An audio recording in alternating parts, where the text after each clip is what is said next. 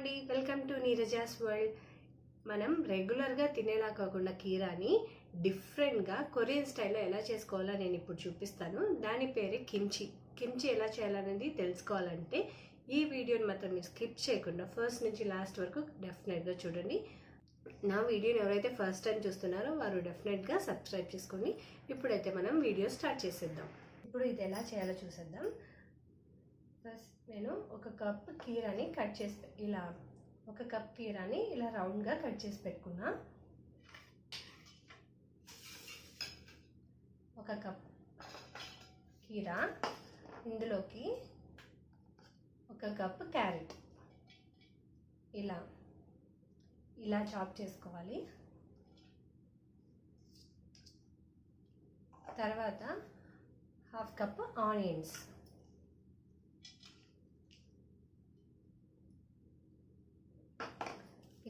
ఇవి వేసేసిన తర్వాత ఏం చేయాలంటే ఇందులో మనం సాల్ట్ అలాగే కారం వేసుకోవాలి.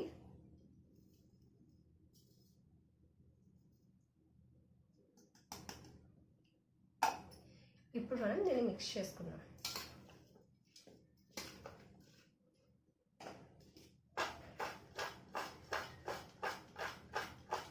ఇలా టాస్ చేసుకుంటే నీట్గా మిక్స్ అవుతుందండి.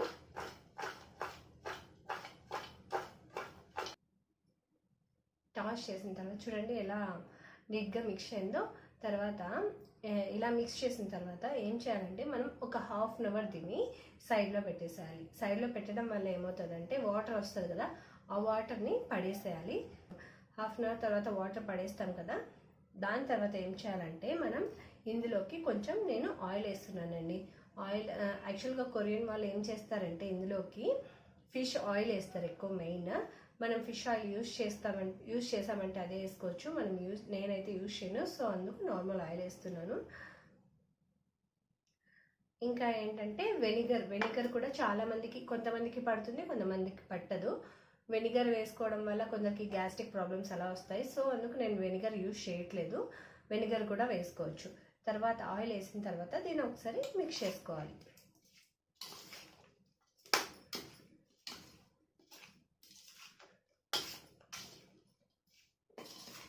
ఇలా మిక్స్ చేసేసిన తర్వాత ఏం చేయాలంటే మనం దీనికి ఫైనల్గా సాల్ట్ కారం అన్నీ వేసేసాం కదా, ఆయిల్ కొంచెం వేసాం. తర్వాత ఫైనల్గా నువ్వులు వేసుకోవాలి. సెసమీ సీడ్స్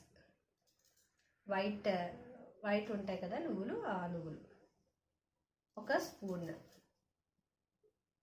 వేసేసి ఇంకొకసారి టాస్ చేసేద్దాం.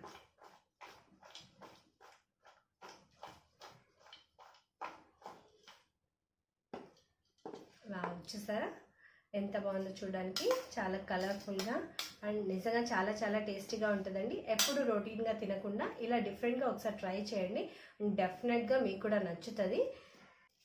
చూసారా రెడీ అయిపోయింది కదా, ఇప్పుడు మనం దీన్ని సర్వ్ చేసుకుందాం.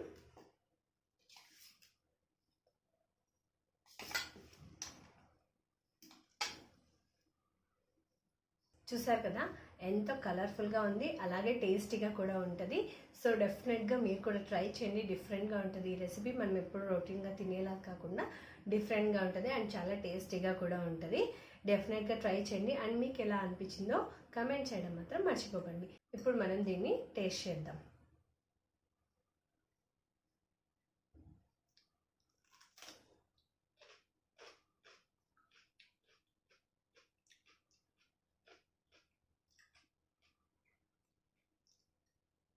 చాలా చాలా టేస్టీగా ఉందండి.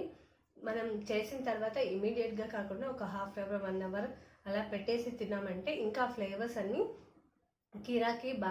కీరా తర్వాత క్యారెట్ ఆనియన్స్ ఉన్నాయి కదా, అవంతా బాగా పీల్చుకుంటాయి. సో ఇంకా టేస్టీగా అవుతాయి.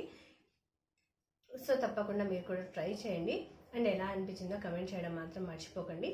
ఈ వీడియో కానీ మీకు నచ్చినట్లయితే లైక్ చేయండి, షేర్ చేయండి, అలాగే తప్పకుండా నా ఛానల్ని సబ్స్క్రైబ్ చేసుకోండి. Thank you all, bye.